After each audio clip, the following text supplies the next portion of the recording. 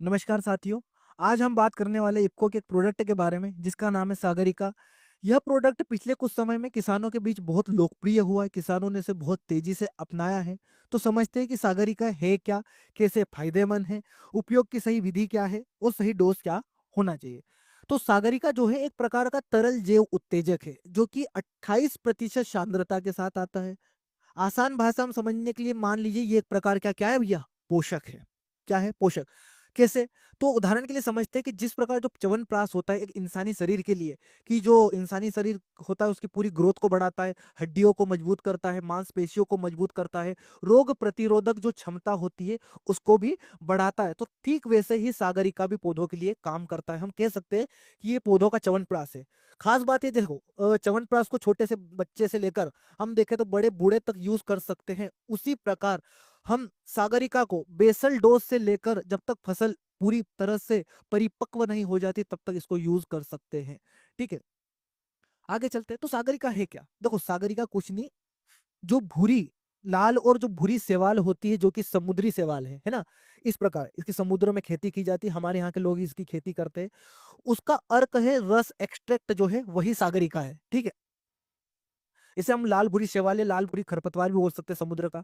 इस प्रकार से इसकी प्रॉपर खेती होती है। फिर इसको लाया जाता है, अच्छे से साफ किया जाता है, धोया जाता है। बड़ी बड़ी लेबोरेटरीज और फैक्ट्री जो है वहां पर इसका रस निकाल करके इसको इस प्रकार से बोतलों में पैक किया जाता है। तो ये है सागरिका। तो ये क्यों बताया? ये इसलिए बताया कि भैया ये पूरी तरह से केमिकल फ्री है, इसमें कोई केमिकल का यूज नहीं, पूरी तरह से प्राकृतिक है। जिस प्रकार च्यवनप्राश जो है वो जड़ी बूटियों से बना है, वैसे ही हमारा जो सागरिका है पूरी तरह से प्राकृतिक जो शैवाल होती है, समुद्री शैवाल, उसी से बना हुआ है।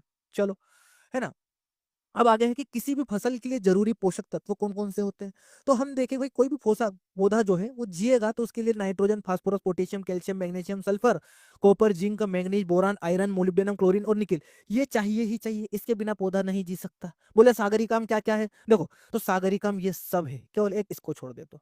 मोलिब्डेनम को इसलिए क्योंकि इसको बाहर से देने की जरूरत नहीं होती, मिट्टी में पर्याप्त मात्रा में होता है जितना पौधे को चाहिए। इसके अलावा सारे के सारे जो तत्व है वो सागरिका के अंदर होते हैं।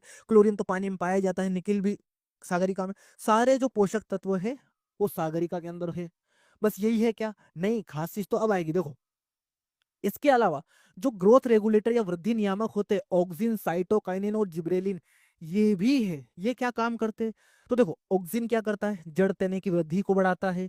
साइटोकाइनिन क्या करता है? कोशिका विभाजन को बढ़ाता है, जिससे जो पौधे का समग्र विकास है वो अच्छा होता है।